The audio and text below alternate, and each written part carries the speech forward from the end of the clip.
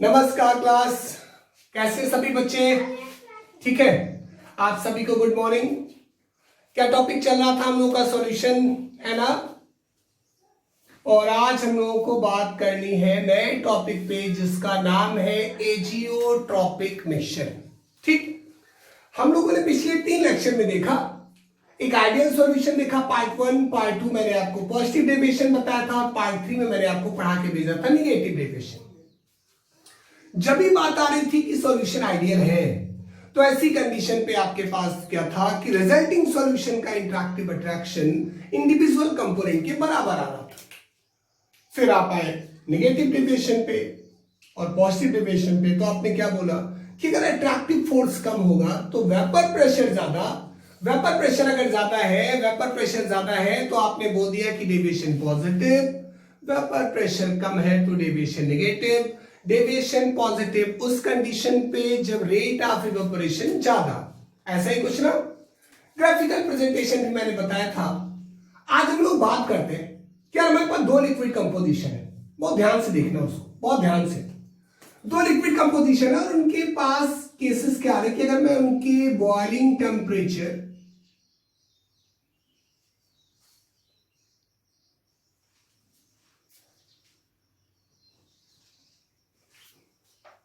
और कंपोजिशन में graphical presentation दूं, 3 टाइप लेके चलता हूं और आंसर आप लोगों से चाहिए।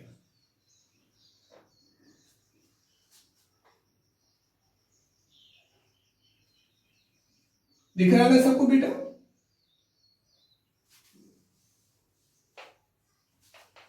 चलिए ठीक है, 3 कंपोजिशन लेके चलता हूं। क्या क्या? बॉइलिंग पॉइंट में और उनके कंपोजिशन के केस में। ठीक है, तो ये वाला एरिया हो गया हमारा बॉइलिंग पॉइंट का और ये हो जाएगा बॉइलिंग पॉइंट और ये हो जाएगा कंपोजिशन का। ये तुम्हारा बन रहा है टाइप 1। आंसर आप लोगों से चाहिए, पहले बोल दिया है। ये बना रहा हूं टाइप 2, किसमें किसमें? कंपोजिशन और किसमें बॉइलिंग पॉइंट में। ठीक है ना। और यहां पे भी बात आई बॉइलिंग पॉइंट में और कंपोजिशन में ग्राफ प्लॉट करना है हमको। क्लियर? मैं 3 सिचुएशन दे रहा हूं आपको। सपोज करो ये लिक्विड ए के लिए है, लिक्विड ए के लिए, और ये लिक्विड हो गया बी के लिए। ध्यान से देखते चलना बच्चे, like this and like this. पहला सिचुएशन यहां पे चल रहा हूं तो इसको देखो, इसको देखो, ये ए के लिए,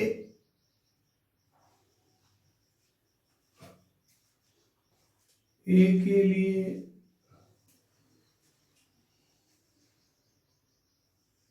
और ये बी के लिए, बी के लिए, ए के लिए। ठीक है, ये एक पॉइंट हो गया सी। ओके, और यहां पे चल रहा हूं तो ए के लिए है और ये बी के लिए, ए, और ये हमारा हो गया पॉइंट सी।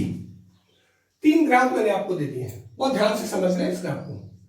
3 ग्राफ दे दिए हैं, तो तुम्हें क्या लग रहा है कि पहले ग्राफ में कोई एक ऐसा पॉइंट नहीं आया जहां पे ये हमारा हो गया वेपर फेज और ये हो गया हमारा लिक्विड फेज, है ना। यहां पे भी ऊपर वाला वेपर फेज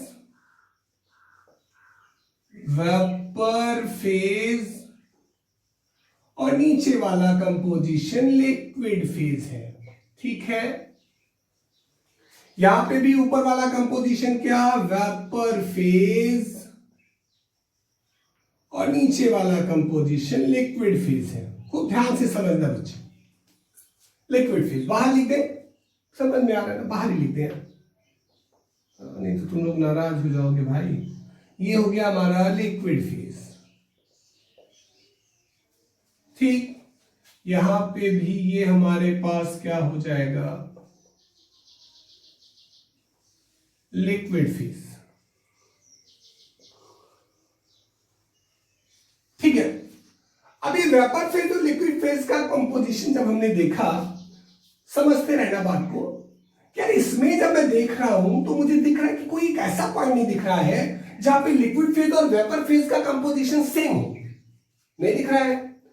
जबकि इस प्लॉट में और इस प्लॉट में जो पॉइंट सी दिखाई दे रहा है ना हमको, at this point both liquid and vapour phase have the same composition, ठीक है ना।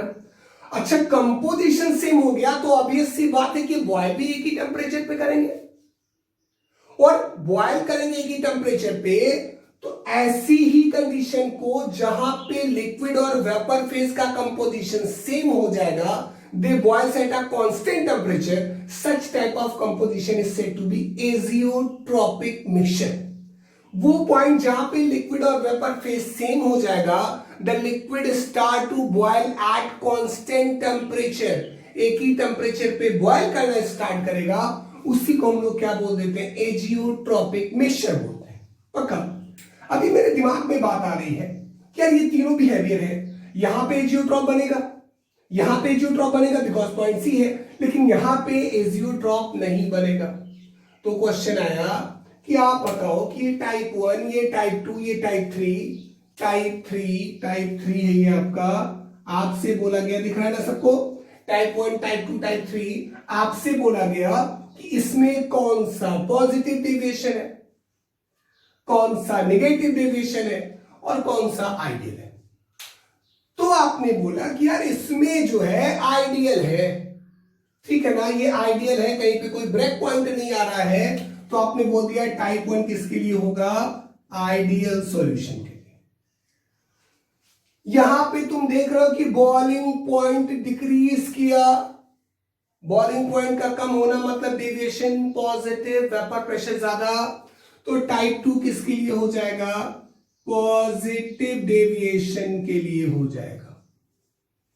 और जब आप टाइप 3 पे जाओगे बच्चे, तो ये किसके लिए बताएगा, नेगेटिव डेविएशन के लिए बताएगा। तो एक आपके पास पॉजिटिव डेविएशन, एक आपके पास नेगेटिव डेविएशन, और एक आपके पास क्या हो गया, आइडियल सॉल्यूशन। ठीक। अभी बात आई एजियोट्रॉप की, तो बात अभी कर ही नहीं पाए, अभी तो हमको सीखना है क्या जब दो लिक्विड एक दूसरे के साथ मिलाए जाते हैं, suppose a binary solution is formed by the two liquids and these two liquids are going to be separate out by the process if they have difference in their boiling point।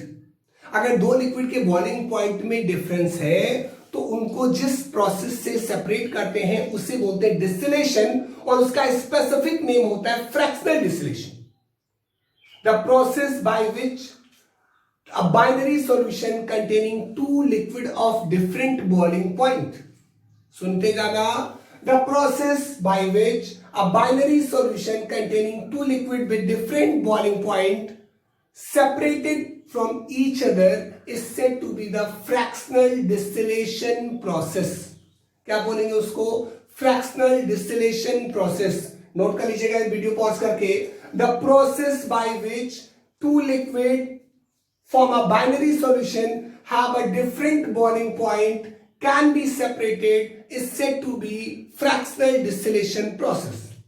अब बात आती है कि यार liquid fractional distillation process से separate होगा कि नहीं होगा, ये डिपेंड करेगा उसके कंपोजिशन पे। If the liquid and vapour phase have a different composition then they can be separate out, ठीक है ना, they can be separate out by the fractional distillation process। मेरी बात सुनते रहना, such a liquid which have different composition in liquid and vapor phase, इसको दिमाग में रखना, the liquid which have different composition in the vapor and liquid phase, in the vapor and liquid phase is said to be what, is said to be ideal solution। they can be separate out by the fractional distillation process। ideal solution have different composition in the liquid and vapor phase, याद करो, have different composition in the liquid and vapor phase, hence they can be separate out by the fractional distillation process। पक्का ना। अब इनके पास जब fractional distillation process से separate कर पाए आइडियल सॉल्यूशन को, तो बात आई क्या नॉन आइडियल को हम लोग फ्रैक्शनल डिस्टिलेशन प्रोसेस से सेपरेट नहीं कर सकते हैं, because of eight a particular point they have same composition in liquid and vapour phase. कोई दिक्कत तो ना है, पक्का बेटे, कोई दिक्कत, ग्राफ प्लॉट करिए, नोट कर लिया। अभी आप एक बात देखो, आइडियल सॉल्यूशन के लिए आपने बोला कि दे can B separated by the fraction distillation process, इसको ध्यान रखिएगा, आ सकता है क्वेश्चन ऑब्जेक्टिव में। अब बात है नॉन आइडियल के लिए, तो हम लोग एक पहले से बोले एजियोट्रॉप तो पढ़ा ही रहे, तो एक कॉन्सेप्ट दिमाग में बन जाए कि non ideal solution can not be separated by the fraction distillation process. अब रीजन आए क्यों ऐसा होगा, तो आप बोलोगे ये जो पॉइंट दिख रहा है ना, ये यहां पे बोलोगे at point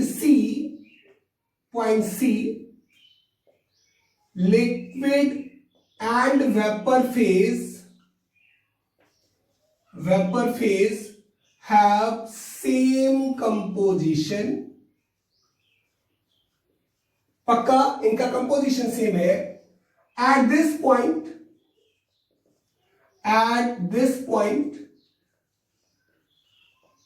liquid mixture boils at constant temperature।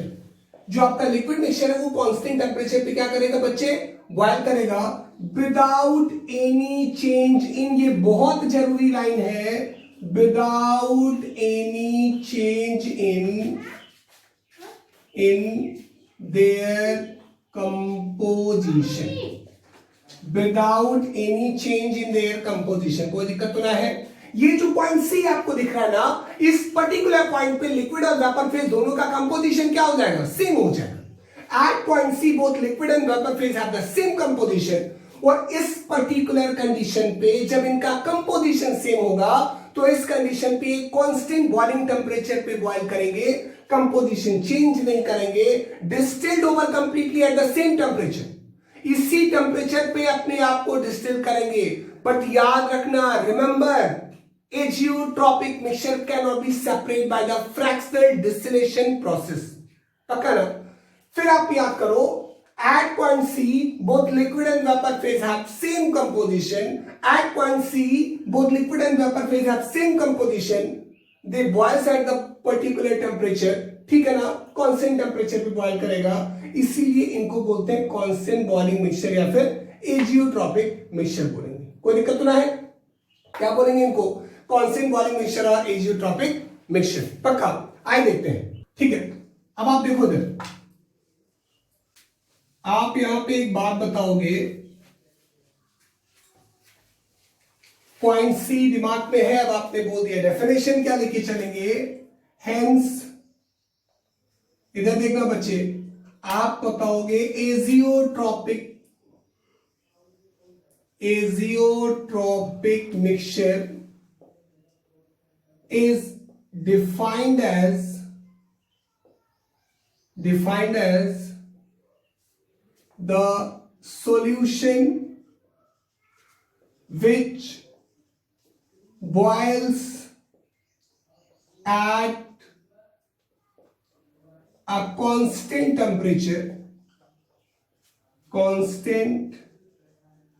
temperature and distilled over completely at same temperature without any change in their composition। इसको ध्यान रखिएगा, azeotropic mixture is defined as the solution which boils at a constant temperature and distilled over completely at the same temperature, जिस पे boil कर रहा है उसी temperature पे completely distill कर जाएगा without any change in their composition। Such mixture is also known as constant boiling mixture। ऐसे मिक्सचर को azeotropic mixture is also said to be constant boiling mixture. एक और बार याद करो, azeotropic mixture are the binary solution which have same composition at a particular point, जिसमें एक particular point पे कंपोजिशन सेम हो जाएगा, have the same composition at a particular point boils at the particular temperature, उस point पे एक constant temperature पे boil करेगा, distilled over completely without any change in their composition. पक्का ना बेटा? फिर से आप याद कर लो, या रेजियोट्रॉपिक मिक्सचर वो हो जाएगा जो एक पर्टिकुलर पॉइंट पे लिक्विड और वेपर फेज का सेम कंपोजिशन रखेगा, एक कांस्टेंट टेम्परेचर पे बॉयल करेगा, उसी टेम्परेचर पे डिस्टिल्ड हो जाएगा, लेकिन कंपोजिशन में चेंज नहीं आएगा।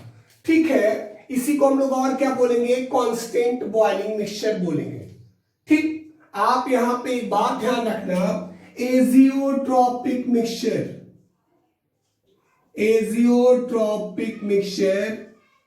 Can not be separated by किसके through? Fractional distillation process. Azeotropic mixture can not be separated by किसके थ्रू? फ्रैक्शनल डिस्टिलेशन प्रोसेस के थ्रू सेपरेट नहीं हो सकते हैं। अब बात आती है क्या रेजियोट्रॉपिक मिक्सचर को हम लोग डिवाइड करें। ठीक है, और टाइप्स देखते हैं। बात करते हैं बेटा, अगला बात देखिएगा, क्लियर है? एजियोट्रॉपिक कोई दिक्कत तो ना है? एजियोट्रॉपिक हो जाएगा, कांस्टेंट वॉल्यूम मिक्सचर होगा, एक पर्टिकुलर पॉइंट पे कांस्टेंट टेंपरेचर पे बॉइल करेगा। इसको हम लोग फ्रैक्शनल डिस्टिलेशन से उसके इंडिविजुअल कंपोनेंट में सेपरेट नहीं कर सकते हैं। अब बात है, क्या जो एजियोट्रॉपिक मिक्सचर है ना आपका, एजियोट्रॉपिक मिक्सचर, ये बेटे तुम्हारा दो पार्ट में डिवाइड होता है। एक हो गया, सपोज करो तुम्हारे पास मिनिमम बॉइलिंग एजियोट्रॉप्स,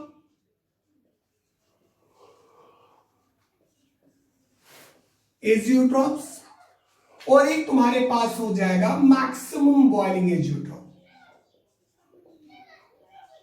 ठीक है, एक मिनिमम बॉइलिंग एजियोट्रॉप्स और एक मैक्सिमम बॉइलिंग एजियोट्रॉप्स। पक्का? यार एक बात देखो, मिनिमम बॉइलिंग एजियोट्रॉप नाम से क्या लग रहा है? बॉइलिंग पॉइंट क्या होगा? कम होगा। Boiling point of mixture is lower than either of their component. पक्का ना? तो दिमाग में रखो कि यार बॉइलिंग पॉइंट किसमें कम होता था, पॉजिटिव डेविएशन की नेगेटिव डेविएशन? बोलो, बोलते नहीं हो तुम लोग, तुरंत ही चिल्ला के आवाज बाहर तक आ जाए कि यार ये डेविएशन कौन एग्जिबिट करेगा? मिनिमम बॉइलिंग पॉजिटिव वाला। तो आप बोलोगे कि this type of azeotropes mixture shows positive deviation from किससे? From ideal behavior। ठीक है ना? ये जो पॉजिटिव, जो आपका मिनिमम बॉइलिंग एजियोट्रॉप है, minimum boiling azeotropes are form by the solution, those solution which exhibit the positive deviation from ideal behavior form such type of azeotropes. कोई दिक्कत तो ना है? तो यहां तुरंत ही पहुंच जाओ ना भैया, तुरंत आप इसको देख लो कि such type of azeotropes mixture formed by those solution which exhibit negative deviation from ideal behavior। याद कर लो भैया, याद कर लो, करो ना याद मेरे साथ, कि अगर बॉइलिंग पॉइंट बढ़ जा रहा है तो डेविएशन कैसा? नेगेटिव। अगर बॉइलिंग पॉइंट घटेगा, कम होगा, तो डेविएशन कैसा? पॉजिटिव। कम बॉइलिंग पॉइंट वाले को मिनिमम बॉइलिंग एजियोट्रॉप, ज्यादा बॉइलिंग पॉइंट वाले को मैक्सिमम बॉइलिंग एजियोट्रॉप। पक्का ना? कोई दिक्कत तो ना है? अब आपने बोला कि यार minimum boiling azeotrope in this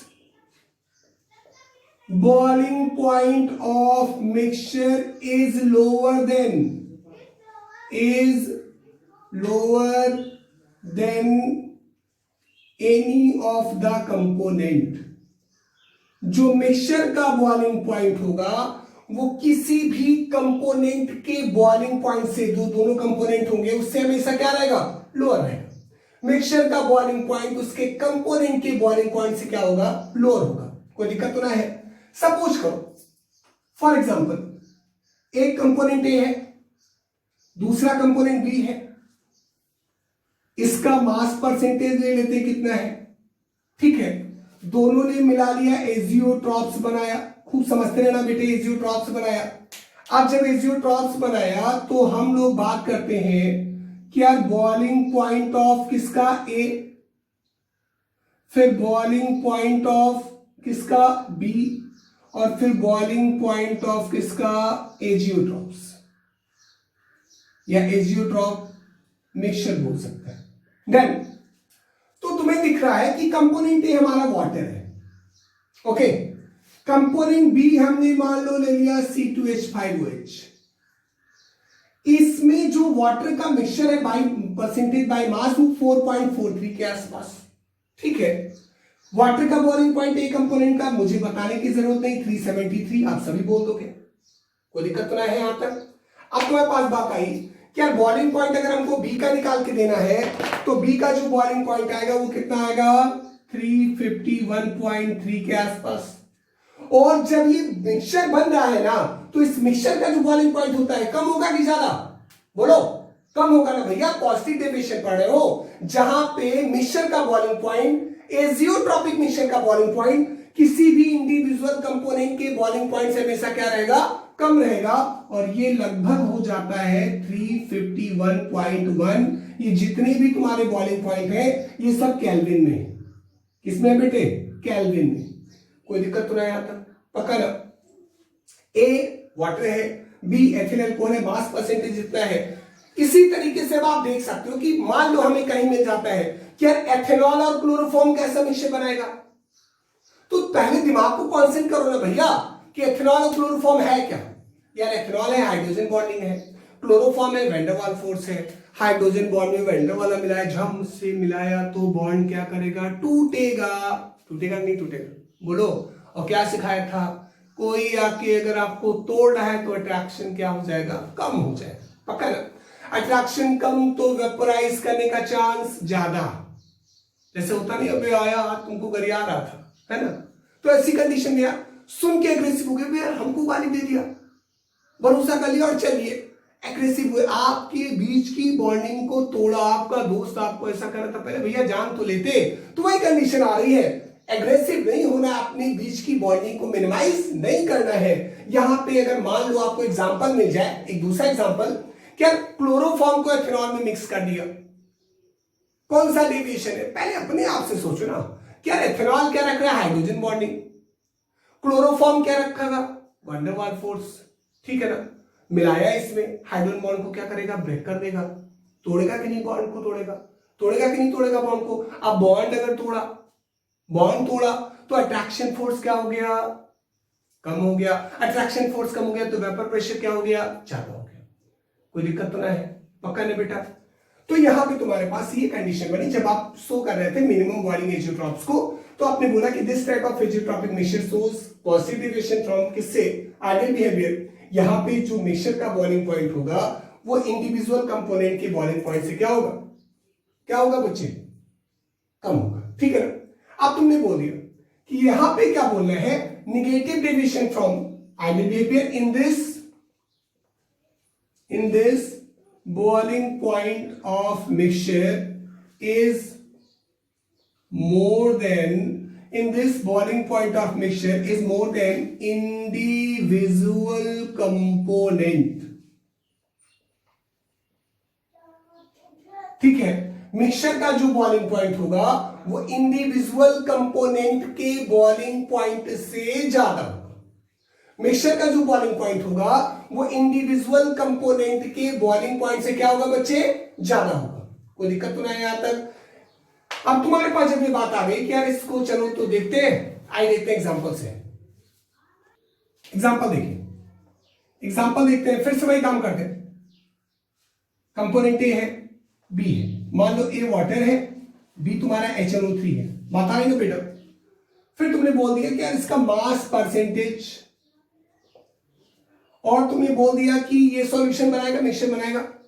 boiling point हमें इसका लेके चलना है, बॉइलिंग पॉइंट। तो जब हम बॉइलिंग पॉइंट लेके चलेंगे, किस में लेके चलेंगे? केल्विन में।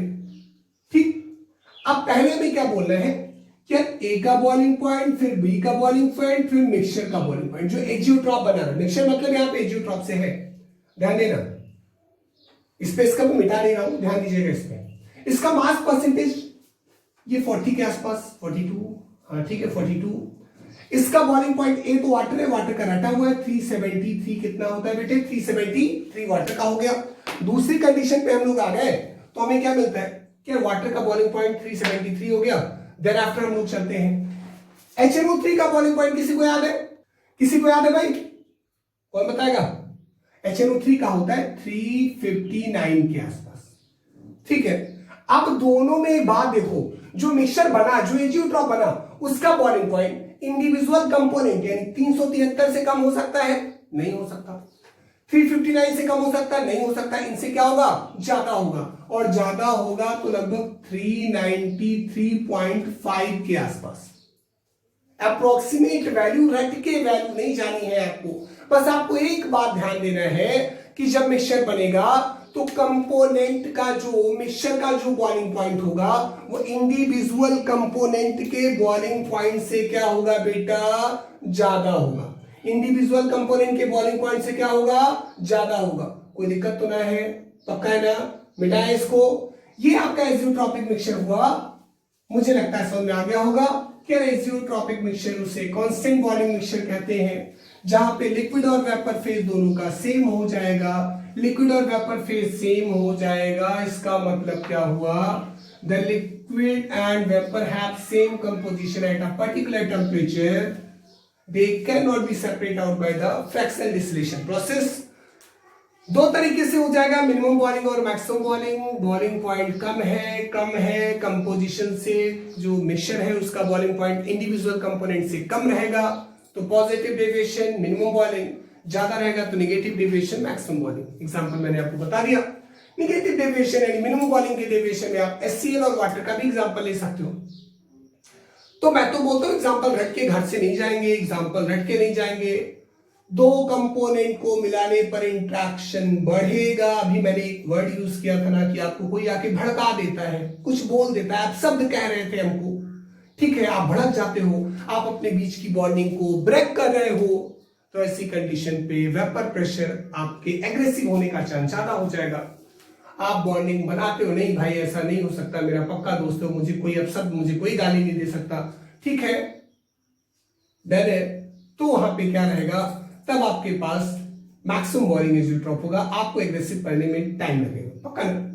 चलिए ठीक है, वैसे बड़ा आराम से हो जाते तुम लोग, बहुत शॉर्ट टेम्पर्ड हो ना। चलो यार, अगला एग्जांपल हम लोग को एजियोट्रॉप के बाद टॉपिक लेके चल रहे हैं जिसे हम लोग बोलते हैं कॉलिगेटिव प्रॉपर्टी। न्यूमेरिकल मैंने लगा लिया था, वेपर प्रेशर से रिलेटेड न्यूमेरिकल पहले बताए थे मैंने,